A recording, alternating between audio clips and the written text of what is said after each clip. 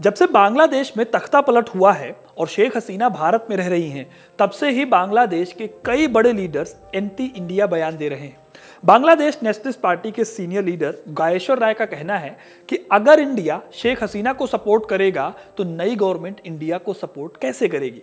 हैरानी की बात यह है दोस्तों कि ये वही बांग्लादेश है जिसकी मुक्ति वाहिनी को लड़ने की ट्रेनिंग इंडियन आर्मी ने दी ताकि वो पाकिस्तानी सेना से मुकाबला कर सके। ये वही बांग्लादेश है जिसे आजादी दिलाने में और सबसे बड़ी बात कि उसके सबसे बड़े नेता को सही टाइम पर बचाकर पीएम बनाने में भारत ने मदद की थी। आज बांग्लादेश में इंडिया की बात करने वाले हिंदुओं के घर और मंदिर तोड़े जा रहे हैं। भारत की बात करने वाले मुसलमानों को भी नहीं छोड़ा जा रहा। आज की सिचुएशन देखकर कई लोगों को लगने लगा है कि क्या सचमुच बांग्लादेश और इंडिया का रिलेशन अब पूरी तरह से खत्म हो जाएगा। क्या पाकिस्तान की तरह भारत के ईस्ट में भी एक दुश्मन इंडिया का पैदा हो जाएगा। दोस्तों, हमारा इतिहास तो ऐसा नहीं बताता।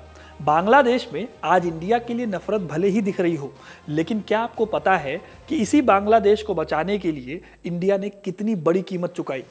आज शायद पूरा पीओके हमारा होता, शायद कश्मीर से पाकिस्तानी आतंक खत्म हो चुका होता। हमारे पास पाकिस्तान के 93,000 सैनिक थे जिन्होंने सरेंडर किया था, लेकिन बांग्लादेश के एक नेता की वजह से भारत ने यह सब कुछ साइड कर दिया और बांग्लादेश तरक्की कर सके, इसलिए इंडिया ने पाकिस्तान के 93,000 सोल्जर्स को सिर्फ एक नेता के लिए छोड़ दिया। ये नेता कोई और नहीं बल्कि शेख हसीना के पिता मुजीबुर रहमान थे, जिन्हें पाकिस्तान ने फांसी की सजा सुनाई थी और कुछ ही दिनों में उनको फांसी भी हो जाती, लेकिन भारत सरकार ने बांग्लादेश को डूबने से बचा लिया। आज मैं आपको यही कहानी सुनाऊंगा कि जिस बांग्लादेश के नेताओं के सुर भारत के खिलाफ हैं, उसी बांग्लादेश के एक नेता को बचाने के लिए इंडिया ने कैसी कैसी प्लानिंग की थी। तो वीडियो को अंत तक जरूर देखिएगा, क्योंकि अपना इतिहास नहीं जानोगे तो खुद को कैसे पहचानोगे।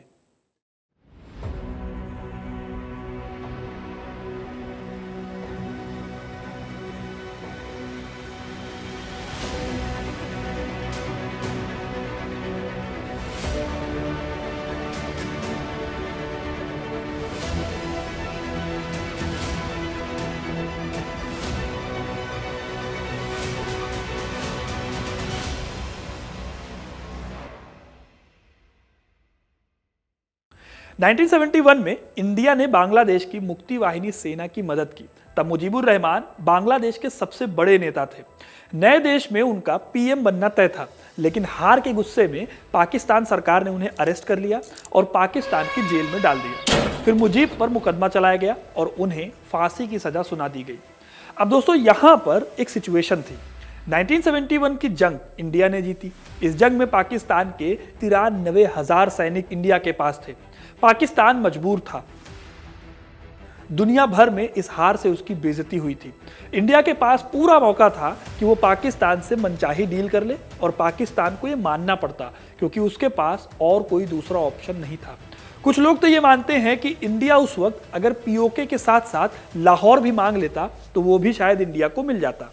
1971 की जीत के बाद सबको ऐसा लग भी रहा था, लेकिन फिर इंदिरा गांधी सरकार ने इन सारे फायदों को छोड़ दिया।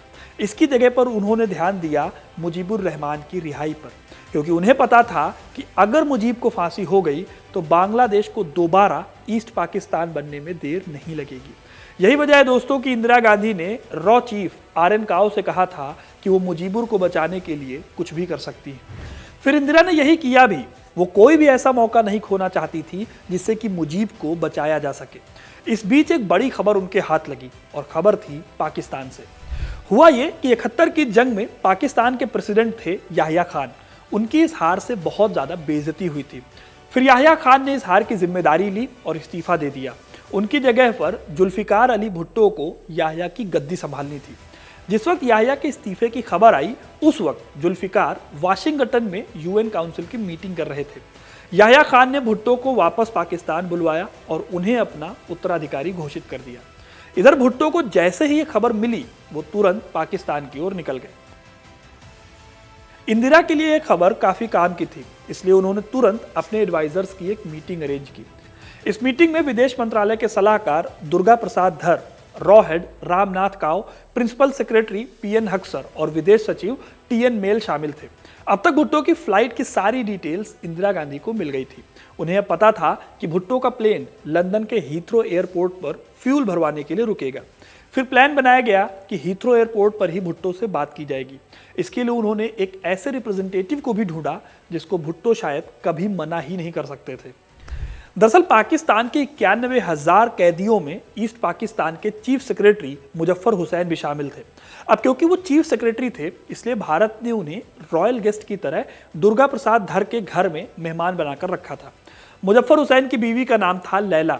लैला लंदन में रहती थी। अब बांग्लादेश में युद्ध की वजह से लैला और मुजफ्फर हुसैन एक दूसरे से मिल नहीं सकते थे, इसलिए इंडियन एम्बेसी के थ्रू दोनों बातचीत करते थे।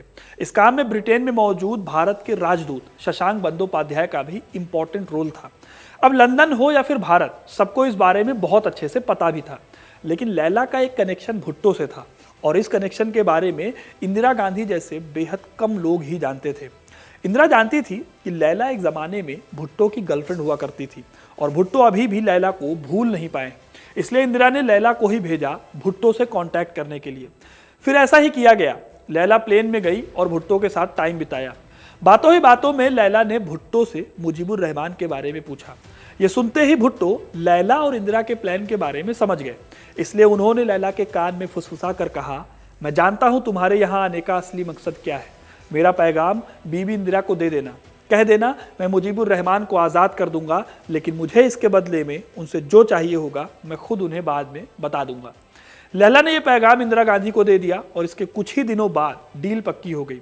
इस तरह दोस्तों मुजीबुर रहमान के लिए इंडिया ने शिमला समझौते में अपनी बढ़त को खो दिया।